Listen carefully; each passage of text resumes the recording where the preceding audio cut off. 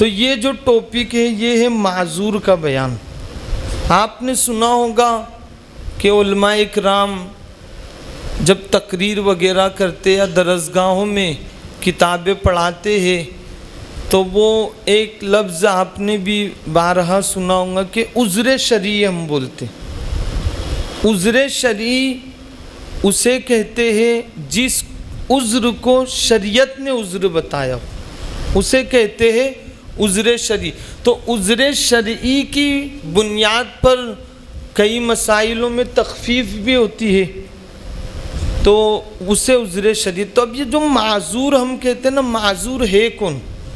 معذور تو اسی کے تعلق سے بتا رہے ہیں کہ معذور کی تعریف یہ ہے کہ ہر وہ شخص جس کو کوئی ایسی بیماری ہو کہ ایک وقت پورا ایسا گزر گیا کہ وضو کے ساتھ نماز فرض ادا نہ کر سکا، وہ معذور ہے۔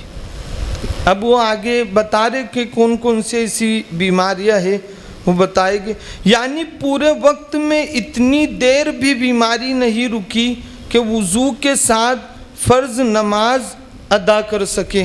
معذور کا حکم یہ ہے کہ وقت میں وضو کر لے، یعنی جیسے مثال کے طور پہ ظہر کا وقت شروع ہوا تو اب یہ وقت میں یعنی ظہر کے وقت میں وہ کیا کر لے؟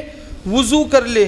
اب وہ ظہر کے وقت میں وضو کر لے اور آخر وقت تک جتنی نمازیں چاہے اس وضو سے پڑھے، اس بیماری سے اس کا وضو نہیں جاتا۔ اب بہت سی بیماری وہ آگے ذکر ہوگا، لیکن میں آپ کو بتا دوں کہ اس میں ایک چیز غور کرنے کی یہ ہے کہ معذور ہے وہ ایک وقت میں یعنی ایک وضو کرے گا۔ جیسے ظہر کا وقت شروع ہوا تو ظہر کی نماز کے لیے وہ وضو کرے گا۔ تو یہاں پر ایک وقت سے مراد کیا ہے؟ یہ نہیں کہ امام صاحب کے پیچھے اگر اقتدا کر رہا ہے تو وہ وقت وہ نہیں ہوا۔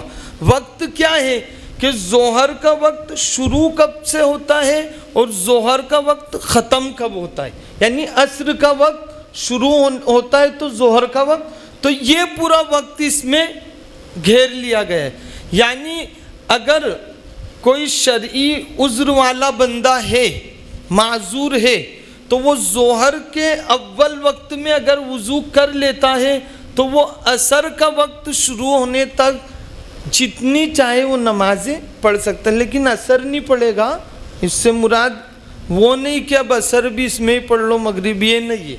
دوسری نمازیں جیسے نوافل وغیرہ جو بھی عبادت وہ کرنا چاہے وہ ایک وضو سے کر سکتا ہے، حالانکہ عذر ہے۔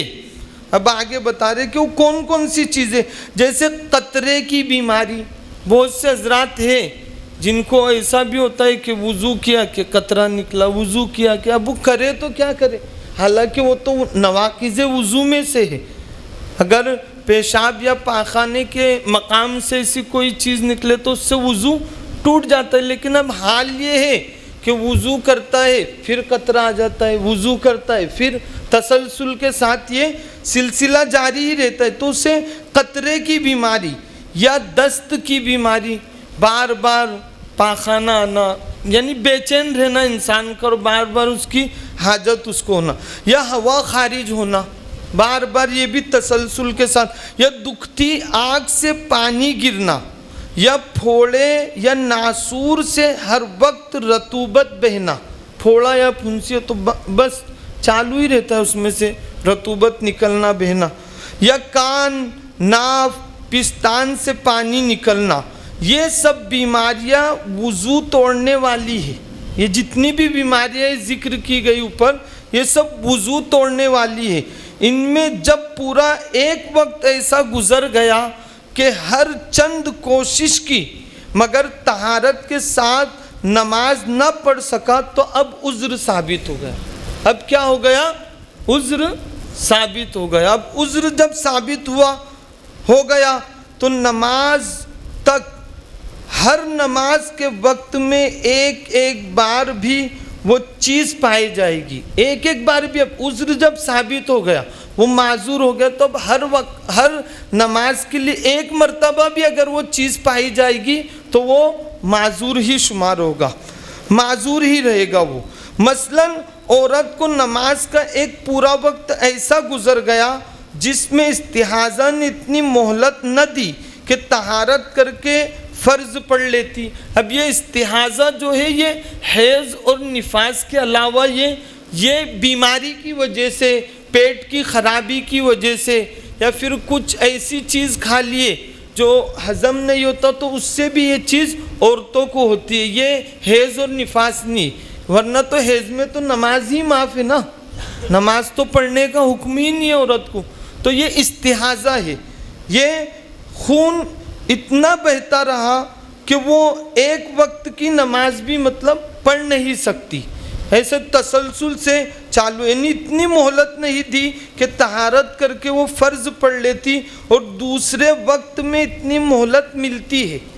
یہ عذر ثابت ہوا، یہاں پر وہ پڑھ نہیں پا رہی، یعنی وہ چیز جو ہے استحاضہ وہ رک نہیں رہی، تو اب وہ معذور میں شمار ہو گئے. لیکن اب دوسرا وقت ایسا ملا، اتنی مہلت ملتی ہے دوسرے وقت میں کہ وضو کر کے نماز پڑھ لے، مگر اب اس دوسری نماز کے وقت میں بھی ایک آدھ دفعہ خون آ جاتا ہے تو اب بھی معذور ہے.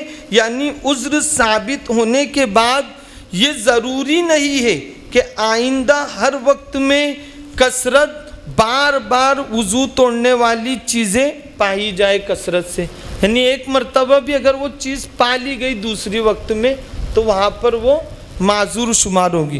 عذر ثابت ہونے کے لیے کثرت و تکرار درکار ہے، یعنی جب عذر معذور کی گنتی میں جب وہ شمار کیا جائے گا تو اس کے لیے کثرت درکار ہے. لیکن الگ الگ وقتوں میں ایسا ہو رہا ہے کہ کثرت تو نہیں پائی جا رہی، لیکن نماز پڑھ رہے تھے دوسرے وقت کے لیے اور پھر وہ عذر اچانک ایک ہی مرتبہ آ گیا تو بھی وہ معذور ہے. یعنی اتنی کثرت کہ ایک فرض بھی وضو کے ساتھ ادا نہ ہو سکے. بعد کی ہر نماز کے وقت میں اتنی کثرت ضروری نہیں بلکہ ایک بار بھی کافی ہے. مطلب دوسری نمازوں میں اگر وہ چیز ایک مرتبہ بھی پائی گئی تو پھر وہ معذور میں ہی شمار ہوگا. اللہ کی بارگاہ میں دعا ہے کہ اللہ تعالی ہمیں ایسے ہی مسائل سیکھ کر اس پر عمل کرنے کی توفیق عطا فرمائے.